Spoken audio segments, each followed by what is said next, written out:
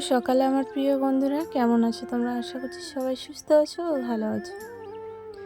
আমি শম্পা, মালদা জেলার ছোট্ট একটা গ্রাম থেকে আমার ছোট্ট একটা চ্যানেলে তোমাদের সবাইকে স্বাগত জানিয়ে আজকের ব্লগটা আমি শুরু করছি। তো এখন বাজে সকাল 5:30। তো ঠাকুরের সামনে গোবরের মারুলিটা দিয়ে আমি হাতটা ধুয়ে ঝাঁটাটা নিয়ে আমি বাড়ির ভিতরে আসলাম। তো চলো আমি ঝাঁটটা দিয়ে দিই, আর আমার ভিডিও একটু দেখো সবাই, আশা করছি তোমাদের ভালো লাগবে।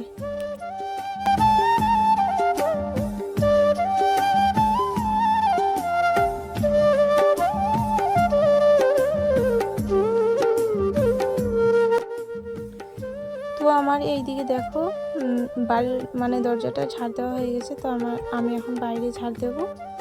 বাড়ির ভিতরটা হয়ে গেছে, হয়ে যাওয়ার পরে যে বাইরের বারান্দাটা, তখন কি বলো তো, এত রোদ বাতাস করছে যে মাটিগুলো কেমন হয়ে গেছে জানো, ফেপে ফেপে থাকছে আর ফেটে যাচ্ছে, আর এত ধুলা যে বাড়িতে থাকাই যাচ্ছে না।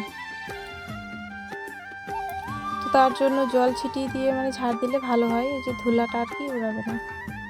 কে এখন সকালবেলা কাজ না করে জল ছিটাবে, ভালো লাগবে না। তো তার জন্য এইভাবেই আর কি করলাম, আমার ঝাঁটা দেওয়া হয়ে গেছে। আমি থালা নিয়ে পুকুর পাড়ে গিয়ে রেখে আসবো।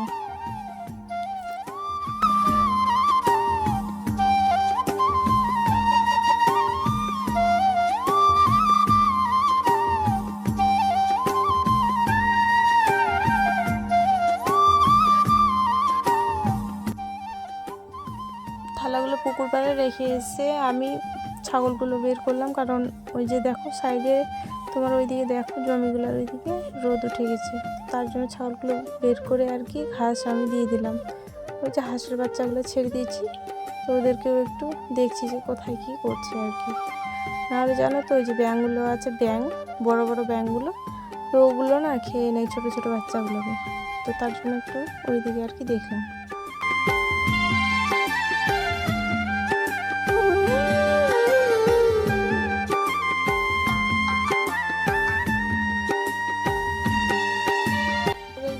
চলে এসেছি যে রেখে গেছিলাম থালা বাসনগুলো, তো ওগুলোই আর কি ধুয়ে নিতে এসেছি। তো এই যে কড়াইটা না মাজতে আমার একটু অসুবিধা হয়, কারণ কড়াইয়ের পিছনে আর কি কালি থাকে, তো ওটাই একটু বেশি টাইম লাগে। থালা মাজতে অতক্ষণ টাইম লাগে না।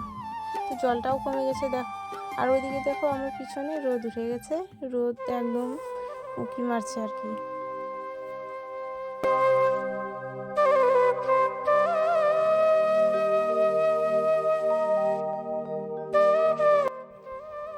থালা বাসনগুলো রেখে দিয়ে আমি ওই যে তোমার গামলাটা নিয়ে এসে আর কি ছাইগুলো আর কি উঠে নিলাম।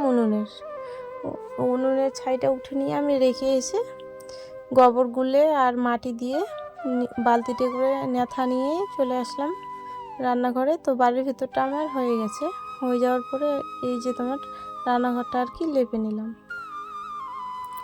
আর এইদিকে তোমার ওই যে বালতিটাতে আর কি গোলা গুলেছিলাম, তো ওটাও আর কি পুকুরে গিয়ে আমি ধুয়ে নিলাম।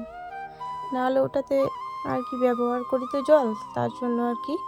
আর এইদিকে তোমার আমার মেয়েকে ঘুম থেকে তুলে আর কি টিউশনিতে পাঠাবো। তো চুলগুলো বাঁধা ছিল, তো চুলগুলো দেখো কেমন খাড়া খাড়া হয়ে গেছে। তো তার জন্য তবুও তেল দিয়ে আর কি ওভাবে বেঁধে দিয়ে মেয়েকে আমি টিউশনিতে পাঠিয়ে দেবো।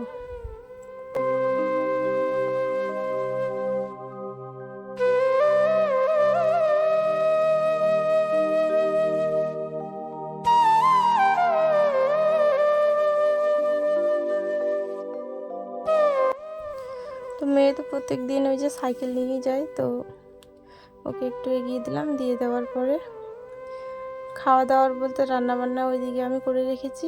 তার মা বললো যে যা একটু কাপড়গুলো ধুয়ে নিয়ে আগে। তো কাপড়গুলোই আর কি আমি ধুয়ে নিয়ে আসলাম আগে, তারপরে খাওয়া দাওয়া হবে। তো কাপড়গুলো ধুয়ে নিয়ে এসে ওই যে আমি এখন মেলে দিচ্ছি।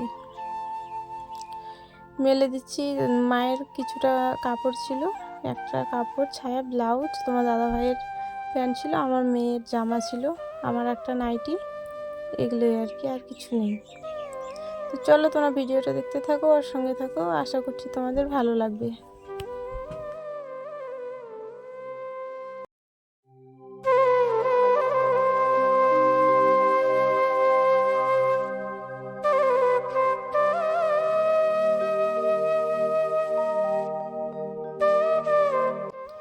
আর তোমার দাদা ভাইয়ের একটা জামা ছিল, তো ওটা রোদে দিলে না মানে কেমন যেন রোদে পুড়ে যাবে, হালকা একটা রং, তো তার জন্য ওটা আর কি ছায়াতে দিলাম, না হলে রোদে পুড়ে যাবে, ভালো লাগবে না দেখতে।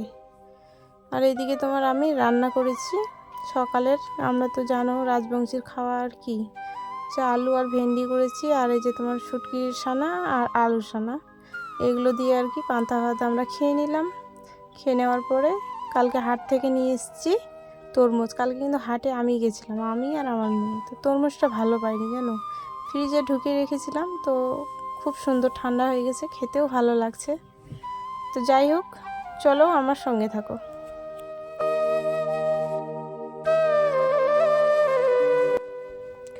স্নান করার আগে আমি জমিতে গেছিলাম ওই যে ভুট্টার পাতাগুলো নিতে, তো ওগুলো এক বস্তা কেটে নিয়ে এসে তারপরে আমি স্নান করলাম।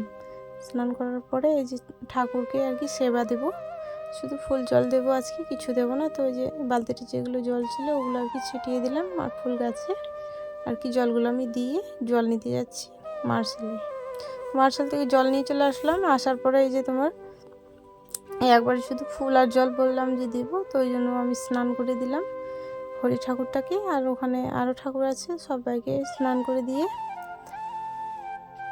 সব কিছু দেওয়া হয়ে গেল, শুধু ধূপকাঠি ধরে দিয়েছি। তো চলো আজকে ভিডিও